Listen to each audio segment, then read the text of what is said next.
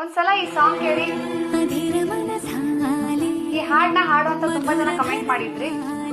Actually ಇದು ಮರಾಠಿ ಹಾಡು, ಇದನ್ನ ನಾನು ಕನ್ನಡದಲ್ಲಿ ಹಾಡಿದ್ದೀನಿ. ಈ ಹಾಡಿಗೆ ರಮೇಶ್ ಅವರು ತುಂಬಾ ಚೆನ್ನಾಗಿ ಲಿರಿಕ್ ಬರ್ತಿದ್ದಾರೆ. ಒಂದ್ಸಲ ಕೇಳಿ, ಕನ್ನಡ ವರ್ಷನ್ ಹೇಗಿದೆ ಅಂತ ಕಮೆಂಟ್ ಮಾಡಿ. ಪ್ರೀತಿಯ